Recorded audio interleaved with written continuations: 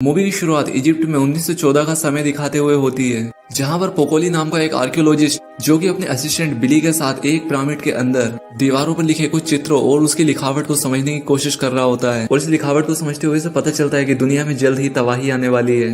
तभी हमें वहाँ पर एक पादरी को दिखाया जाता है जो कि इनकी बातें सुनकर काफी ज्यादा परेशान हो जाता है, क्योंकि ये पादरी नहीं चाहता था कि ये जानकारी दुनिया को पता चले। और इसलिए ये पादरी इन लोगों को मारने के लिए पानी में जहर मिला देता है और फिर ये पानी उन्हें पिलाने के लिए लेकर जाता है, ताकि इन लोगों के मौत के साथ ही ये जानकारी भी यहीं पर दफन हो जाए।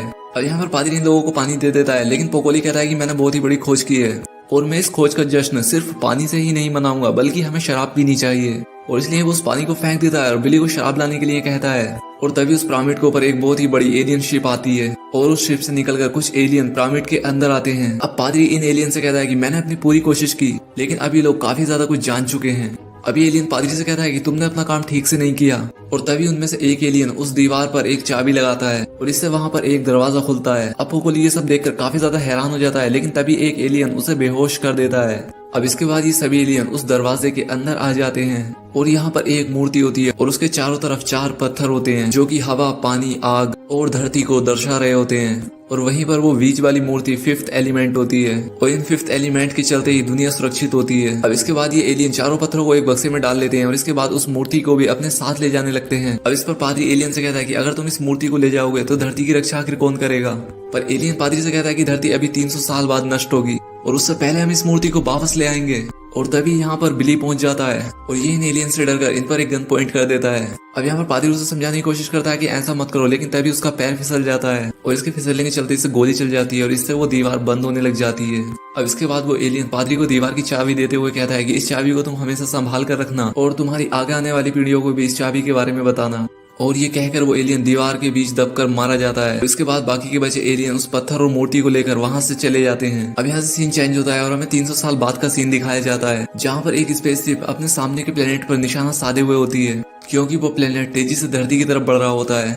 अब यहाँ पर स्पेसशिप का जनरल प्रेसिडेंट से संपर्क करता है और उससे कहता है कि उस प्लेनेट से हमारा संपर्क नहीं हो पा रहा है और इसलिए हम लोगों को उस पर हमले की अनुमति दे दी जाए। अब यहाँ पर हमें एक पादरी कॉर्नर को दिखाया जाता है और ये हमें मूवी की शुरुआत में दिखाए गए पादरी की पीढ़ी से ही होते हैं। वो इनसे कहता है कि इन पर अटैक करके कोई भी फायदा नहीं होने वाला, क्योंकि ये खतरनाक राक्षस हैं जो कि इंसानों को खत्म करने के लिए आ रहे हैं और इन राक्षसों से हमें सिर्फ वो 4 पत्थर और वो 5th एलिमेंट ही बचा सकता है, जिसे कि वो एलियंस यहाँ पर लेकर आएंगे। लेकिन प्रेसिडेंट को इसकी बात पर बिल्कुल भी यकीन नहीं हो रहा था और इसलिए प्रेसिडेंट हमले की परमिशन दे देता है। प्रेसिडेंट की परमिशन मिलने के बाद ही वो स्पेसशिप उस प्लेनेट पर अटैक कर देती है, लेकिन उस प्लेनेट पर इसका कोई भी असर नहीं होता, बल्कि वो किए गए हमले से साइज में और भी ज्यादा बड़ा हो जाता है और उस पूरे स्पेसशिप को अपने अंदर निगल लेता है। अब इसके बाद वो पादरी प्रेसिडेंट को जो भविष्यवाणी की गई थी उसके बारे में पूरी जानकारी देता है। और अब दूसरी तरफ वो एलियंस भी उन 4 पत्थर और उस 5th एलिमेंट को लेकर धरती पर वापस आ रहे होते हैं, लेकिन उन एलियंस के धरती तक पहुंचने से पहले ही उन पर कुछ छोटे छोटे स्पेसशिप आकर अटैक कर देते हैं और इससे उन एलियन की शिप पूरी तरह से बर्बाद हो जाती है और उनमें कुछ छोटे छोटे क्रीचर्स होते हैं। अब इसके बाद उन क्रीचर्स का लीडर को दिखाया जाता है जो कि जोर्क नाम के आदमी से कहता है कि हमने उन एलियंस को खत्म कर दिया है और तुमने जो मांगा था वो हम लेकर आए हैं। और ये बात सुनकर जोर्क काफी ज्यादा खुश हो जाता है, क्योंकि इस क्रीचर लीडर को पत्थर लाने का काम इसी ने दिया होता है। लेकिन दूसरी तरफ पादरी कॉर्नर इस हमले से काफी ज्यादा घबरा जाता है, क्योंकि अब इस दुनिया का अंत होना पूरी तरह से तय था। अब इसके बाद जो एलियन शिप पृथ्वी पर क्रैश होकर गिरा था उससे कुछ सोल्जर एक मांस का टुकड़ा लेकर आते हैं और इस टुकड़े पर ये लोग काफी ज्यादा एक्सपेरिमेंट करते हैं और फिर इसके बाद साइंटिस्ट उस मांस के टुकड़े से एक पूरा इंसानी शरीर बना देते हैं। और ये एक लड़की होती है जिसका नाम लीलो होता है और जर्नलिस्ट देखकर काफी ज्यादा शौक होता है, क्योंकि लड़की एलियन मांस के टुकड़े से बनाई गई होती है और इसलिए इन लोगों की भाषा भी नहीं समझ पा रही होती है। अब जैसे ही जनरल उसे नजदीक से देखने के लिए उसके पास आता है, तभी वो उस पर अटैक कर देती है और ये देखकर उसे पकड़ने के लिए सब लोग उसकी तरफ बढ़ने लगते हैं,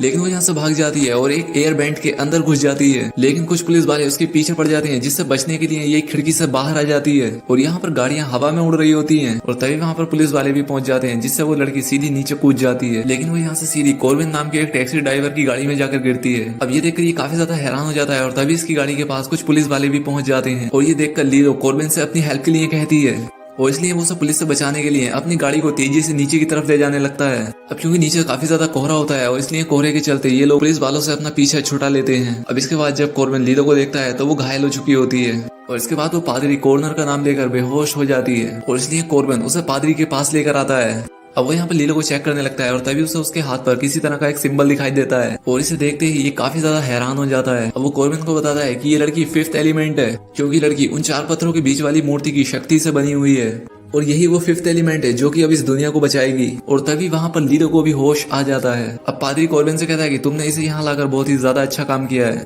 और इसलिए अब तुम यहाँ से जाओ। अब इसके बाद लीलो वहां पर मौजूद एक कंप्यूटर पर पिछले कई सौ सालों का इतिहास पढ़ने लग जाती है। अब यहाँ पर पादरी उससे पूछता है कि आखिर वो 4 पत्थर कहाँ पर हैं, जिस पर वो इन्हें बताती है कि वो पत्थर उन एलियंस के पास नहीं थे, क्योंकि उन एलियंस को पहले से ही पता था कि ऐसा कुछ उनके साथ होने वाला है और इसलिए उन्होंने उन पत्थर को एक पैराडाइज नाम के प्लेनेट पर एक डीवा नाम के सिंगर के पास रखा है। और अब ये बात सुनकर बीटू काफी ज्यादा खुश हो जाता है, क्योंकि अब इनके पास दुनिया को बचाने की एक होप होती है। अब दूसरी तरफ हमें उन क्रीचर्स को दिखाया जाता है जो कि उन पत्थर वाले बक्से को जोर्क के पास लेकर आते हैं और ये देखकर वो बहुत ज्यादा खुश होता है और इस काम के बदले वो उन लोगों को काफी ज्यादा खतरनाक हथियार देता है। लेकिन अब जैसे ही वो उस बॉक्स को खोलता है उसमें वो पत्थर होते ही नहीं और अब ये देखकर वो बहुत ज्यादा गुस्सा हो जाता है और उन क्रीचर्स पर चिल्लाने लग जाता है। वो उनसे कहता है कि तुम लोग खाली बक्सा लेकर आ गए हो और इसमें पत्थर तो है ही नहीं। अब इस पर वो क्रीचर्स इस पर एक गन पॉइंट कर देते हैं और इससे कहते हैं कि तुमने सिर्फ बक्सा लाने के लिए कहा था और वो हम लेकर आए हैं। और ये बात सुनकर जोर को गुस्से में वहां से निकल जाता है और दूसरी तरफ जब वो क्रीचर्स उस गन के ऊपर लगे उस लाल बटन को दबाते हैं तब वो पूरी तरह से ब्लास्ट हो जाते हैं, क्योंकि जोर्क ने इन क्रीचर्स को उस बटन के बारे में कुछ भी नहीं बताया होता है। अब दूसरी तरफ जनरल प्रेसिडेंट के पास आता है और उससे कहता है कि उस एलियन शिप में वो पत्थर नहीं था, क्योंकि उन एलियंस को पहले से ही पता था कि उन पर हमला हो सकता है और इसलिए पहले ही उन लोगों ने उस पत्थर को डीवा नाम की एक सिंगर के पास रखवा दिया था। अब इस पर प्रेसिडेंट इससे कहता है कि ये बात किसी को भी पता नहीं लगनी चाहिए और तुम कोई ऐसे आदमी को वहां पर भेजो जो ये काम आसानी से कर सकता हो। लेकिन ये बात जोर्क का एक साथी जिसने कॉकरोच के ऊपर एक कैमरा लगा रखा होता है वो इन लोगों की बातें सुन लेता है। अब इसके बाद वो जनरल कॉर्बिन के घर आता है और उससे कहता है कि हमने तुम्हारे नाम पर पैराडाइज प्लेनेट की 2 टिकट लॉटरी में ली थी और इसलिए हम लोगों ने तुम्हें जीत लिया है और इसलिए अब तुम्हें वहां पर जाना होगा ताकि तुम उस डीवा नाम की सिंगर से उन 4 पत्थर्स को वापस ला सको। और तभी लीलो भी दरवाजा खटखटाने लगती है और अब इसलिए कॉर्बिन जनरल और उसके बाकी साथियों को अपने फ्रिज के अंदर छिपा देता है और जैसे ही वो दरवाजा खुलता है वो पादरी उस पर गन तान देता है और उससे कहता है कि तुम हमें पैराडाइज की टिकट दे दो, क्योंकि हम वहां पर जाकर पत्थर खुद ले आएंगे। लेकिन तभी दरवाजे पर कुछ पुलिस वाले पहुंच जाते हैं और ये पुलिस वाले जोर्क के ही आदमी होते हैं और अब इसलिए कॉर्बिन लीलो और उस पादरी को भी छिपा देता है। लेकिन कॉर्बिन ने पहले ही अपने घर की नेम प्लेट बाजू वाले दरवाजे पर लगा दी होती है और इसलिए वो लोग उस घर में रह रहे लड़के को अपने साथ पकड़कर ले जाते हैं। लेकिन जैसे ही लोग उस लड़के को लेकर जा रहे होते हैं तभी वहां पर कुछ क्रीचर्स पहुंच जाते हैं जो कि यहाँ आकर उस लड़के को पकड़ लेते हैं और उससे कहते हैं कि अब हम उन पत्थरों को ढूंढकर जोर्क से बदला लेंगे। अब कॉर्बिन अपने घर में आता है और लीलो और उस पादरी को बाहर निकालता है, लेकिन तभी वो पादरी कॉर्बिन के सर पर मारकर उसे बेहोश कर देता है और वो टिकट लेकर लीलो के साथ वहां से भाग जाता है। अब इसके बाद जब कॉर्बिन होश में आता है तो वो अपना फ्रीज खोलता है और अब इसके अंदर जनरल पूरी तरह से जम चुका था। इसके बाद कॉर्बिन उसे इसी हालत में छोड़कर एयरपोर्ट पहुंच जाता है, जहाँ पर लीलो पादरी के बेटे डेविड के साथ पैराडाइज प्लेनेट पर जा रही होती है। लेकिन कॉर्बिन डेविड को वहां से भगाकर काउंटर वाली लेडी से कहता है कि ये मेरी वाइफ है और हम दोनों पैराडाइज जा रहे हैं और इसलिए वो उनकी टिकट ले लेती है। और अब इसके बाद ये दोनों प्लेन के अंदर चले जाते हैं। दूसरी तरफ पादरी अपने बेटे डेविड से कहता है कि आखिर तुमने कॉर्बिन को जाने कैसे दिया। अब वो यहाँ पर डेविड को वही चाबी देता है जो कि मूवी की शुरुआत में उन एलियंस ने उन पादरी को दी थी। और अब इसके बाद वो पादरी चुपके से प्लेन के अंदर चला जाता है और इसके बाद वो प्लेन पैराडाइज प्लेनेट के लिए रवाना हो जाती है। दूसरी तरफ वो शैतान जोर्क से कहता है कि अब तुम खुद पैराडाइज प्लेनेट पर जाकर वो पत्थर लेकर आओ और अब इसलिए ये भी यहाँ से जाने की तैयारी करने लगता है। अब इसके बाद ये सभी लोग पैराडाइज पर पहुंच जाते हैं, जहाँ पर इन्हें एक बहुत ही बड़े शिप पर उतारा जाता है। अब यहाँ पर बहुत सारे लोग मौजूद होते हैं जो कि एक ओपेरा के पास आते हैं, क्योंकि यहाँ पर डीवा गाने वाली होती है। और अब दूसरी तरफ इस जहाज पर वो क्रीचर भी पहुंच जाते हैं जो कि यहाँ पत्थर लेने के लिए आए थे। अब इसके बाद डीवा यहाँ पर गाने के लिए आती है जो कि एक एलियन होती है और अब सबसे आगे वाली सीट पर यहाँ कॉर्बिन बैठा होता है। और अब दूसरी तरफ जोर्क भी अपने स्पेसशिप से उस शिप पर पहुंच जाता है और अब दूसरी तरफ वो क्रीचर डीवा के रूम में आ जाते हैं और उस पत्थर के बक्से को ढूंढने लगते हैं, जो कि यहाँ के इन लोगों को मिल भी जाता है। लेकिन तभी यहाँ पर लीलो पहुंच जाती है जो कि यहाँ पर सभी क्रीचर्स से लड़ने लग जाती है और इन्हें यहाँ पर बहुत ज्यादा पीटती है। और यहाँ से एक क्रीचर बचकर अपने बाकी साथियों के पास पहुंच जाता है और उनसे कहता है कि जोर्क ने हम पर हमला करवाया है और क्योंकि जोर्क हमसे जंग करना चाहता है इसलिए ये सभी क्रीचर जंग के लिए तैयार हो जाते हैं। अब दूसरी तरफ लीलो जैसे ही बक्सा लेकर बाहर आने ही वाली होती है कि तभी वहां पर जोर्क पहुंच जाता है और उस पर एक गन पॉइंट कर देता है और अब इसलिए वो उसे बक्सा दे देती है और एक एयर बैंड के अंदर घुस जाती है। लेकिन तभी वो यहाँ पर अपनी गोलियां बरसाने लगता है और अब दूसरी तरफ वो क्रीचर ओपेरा में घुस जाते हैं और यहाँ आकर वो फायरिंग शुरू कर देते हैं और अब यहाँ पर एक गोली सीधी आकर डीवा को लगती है। अब इसके बाद कॉर्बिन तुरंत उसके पास आता है, जिस पर वो कॉर्बिन से कहती है कि तुरंत लीलो को लेकर पिरामिड के पास जाओ, क्योंकि अब लीलो बहुत ज्यादा घायल हो चुकी है। दूसरी तरफ जोर्क लीलो को गोली चलाकर जहाज पर एक बॉम्ब लगा देता है। इसके बाद वो बक्सा लेकर अपनी स्पेसशिप में आ जाता है और यहाँ आकर उसे खोलता है, लेकिन अब इस बॉक्स में भी पत्थर नहीं होते और ये देखकर वो काफी ज्यादा गुस्सा हो जाता है। अभी दूसरी तरफ कॉर्बिन डीवा से उन पत्थर के बारे में पता करता है, जहाँ पर वो इसे इशारे से कहती है कि वो पत्थर मेरे अंदर है, और इसके बाद ही अपना दम तोड़ देती है। अब इसके बाद कॉर्बिन उसके शरीर से चारों पत्थर को निकाल लेता है। इसके बाद उन क्रीचर्स से लड़ने लगता है और इसके बाद वो उन क्रीचर्स को मार डालता है। अब इसके बाद कॉर्बिन एक रूम में आता है जहाँ पर उन क्रीचर्स के लीडर ने पादरी को बंदी बना रखा होता है। अब कॉर्बिन यहाँ पर पहुंच जाता है और सीधा उस क्रीचर के हेड शूट कर देता है। अब इसके बाद कॉर्बिन लीलो के पास पहुंचता है जहाँ पर वो काफी घायल हो चुकी थी।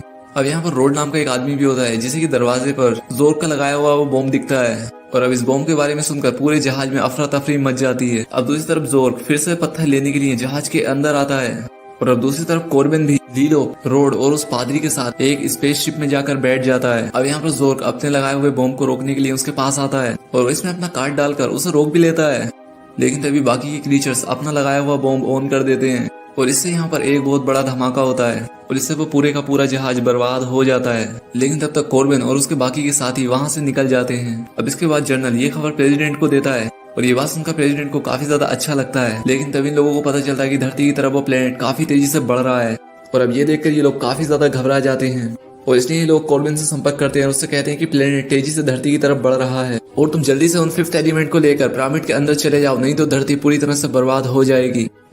और अब जल्दी से ये लोग उस पिरामिड के अंदर चले जाते हैं। अब इसके बाद ये सभी लोग लीलो को मूर्ति की जगह पर रख देते हैं और चारों पत्थरों को उनकी जगह पर भी रख देते हैं, लेकिन इन लोगों को पत्थर का इस्तेमाल करना नहीं आता था। और तभी कॉर्बिन को यहाँ पर ध्यान आता है कि ये चारों पत्थर आग, हवा, धरती और पानी को रिप्रेजेंट करते हैं, और अब इसलिए कॉर्बिन एक पत्थर पर फूंक मारता है और अब इससे उस पत्थर से रोशनी निकलने लग जाती है। दूसरी तरफ डेविड एक पत्थर के ऊपर मिट्टी डालता है तो वो पादरी एक पत्थर पर अपना पसीना डालता है, लेकिन अब रोड के पास आग नहीं होती है और अब इसलिए वो पत्थर को चालू नहीं कर पाता। अब इसके बाद कॉर्बिन अपने पास रखी माचिस को निकालता है और इस माचिस में सिर्फ एक ही तीली होती है, और अब इसके बाद ही उसे जलाकर उस पत्थर को भी शुरू कर देता है। और अब इसके बाद लीलो के शरीर से एक बहुत ही तेज रोशनी निकलती है और इससे उस प्लेनेट की शक्ति पूरी तरह से खत्म हो जाती है और वो सिर्फ एक पत्थर बनकर स्पेस में ही रुक जाता है। और ये देखकर प्रेसिडेंट और बाकी के लोग बहुत ज्यादा खुश होते हैं। अब इसके बाद प्रेसिडेंट उस लैब में आते हैं और उन डॉक्टर्स को भी थैंक यू बोलते हैं जहाँ पर लीलो को बनाया गया होता है। और अब इसी के साथ ये मूवी भी यहाँ पर एंड हो जाती है। दोस्तों अगर वीडियो अच्छी लगी तो चैनल को सब्सक्राइब और वीडियो को लाइक जरूर करें। तो आज के लिए बस इतना ही, मिलते हैं हमारी नेक्स्ट वीडियो में।